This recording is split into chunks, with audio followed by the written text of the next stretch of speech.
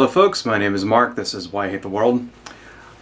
So, when Trump was running for president, one of the big criticisms from the left was that he had too many business ties to other countries. And what we heard back from the right-wingers and the Republicans and the conservatives was that, that didn't matter. That doesn't really matter, if you're a businessman or whatever. There's nothing stopping a businessman like Trump, from being a good president. And I think what happened last week in Washington with the outside of the Turkish embassy kind of illustrates why the Emoluments clause matters.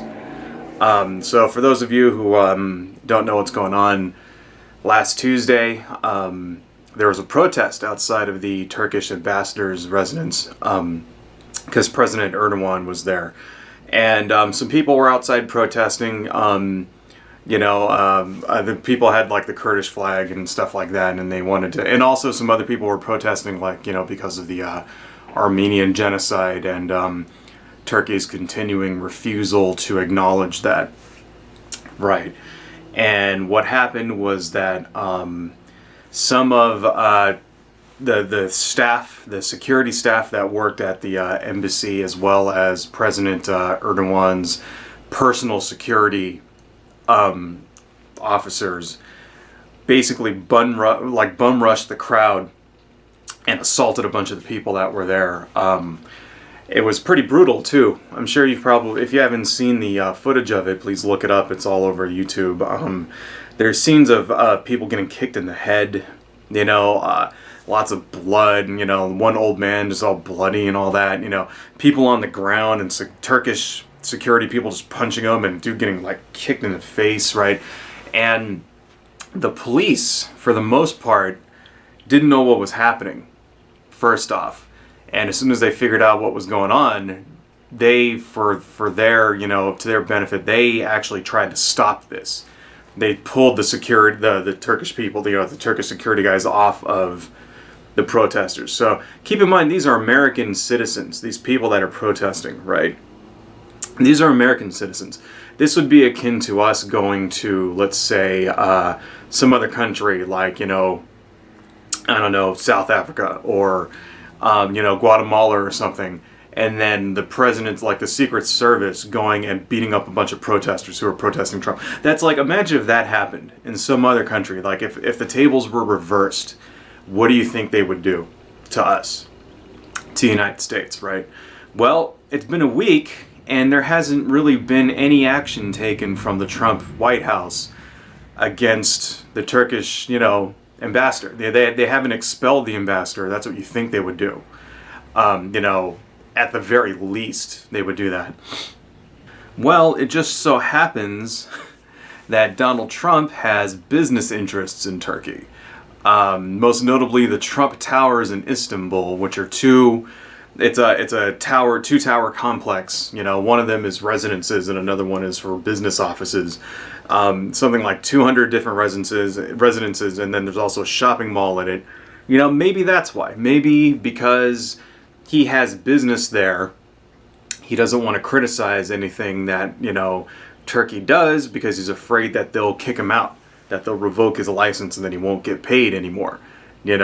Maybe that's why in April, when Erdogan basically became Turkey's dictator after there was a constitutional referendum there that gave him broad executive powers.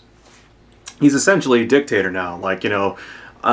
Turkey is no longer really a democracy. It's like a democracy in name only now. Maybe that's why he called him and congratulated him after that, instead of condemning, the loss of a democracy, and that's why it matters. That's why it matters that our elected officials don't have business interests in foreign countries, because how are we supposed to trust them to make the right decisions for us, right, in the interest of the American people and not for their own pocketbook? Maybe if Trump didn't have, millions of dollars resting in his Trump Towers in Istanbul, he would have expelled the he would expel the Turkish ambassador and try to hold these people accountable, you know, but it's probably not going to happen now. You know, that's the reason why, you know, the founding fathers 200 years ago saw that this could happen. Okay, because it used to happen all the time back in the day. You know, that's why. All right. You know, some duke somewhere in England, someplace would have like business interests in some part of some country, some other place, and you know, it would influence the way that he voted in Parliament or whatever the fuck. You know, that kind of thing was a major problem back when our country was founded in England and in France and in Germany, and they specifically wrote that in there to keep that from happening here. And maybe this is the lesson we need to learn. We need to learn, you know, maybe the founding fathers were right about a couple of things. And maybe now we need to learn the hard way what happens when you vote for, you know, someone who has business interests all over the planet and can't make a fucking, like, decent decision. You know, is he going to vote for you? Do you really think Donald Trump is going to vote in your interests when it comes to Turkey, when it comes to Russia? Right. When it comes to Indonesia, he's got towers there. He's got, you know, business interests in Indonesia. You know, do you really think that he's not going to like take that into account? That he's going to be like, oh, well, you know, if I vote to do this, they're gonna like, you know, remove my business there, and I'm gonna lose $50 million. Do you really think he's not gonna like vote that way? Do you really trust him? I mean, give me a fucking break, right? And so I guess that's one positive thing to come out of the Trump, you know, train wreck, right? That's a video coming soon. The Trump train wreck presidency. That's one good thing, is that it kind of puts to rest this notion that a businessman would make a good president. All right, because, you know, I mean, what other evidence do you fucking need, folks? Anyway, rant over.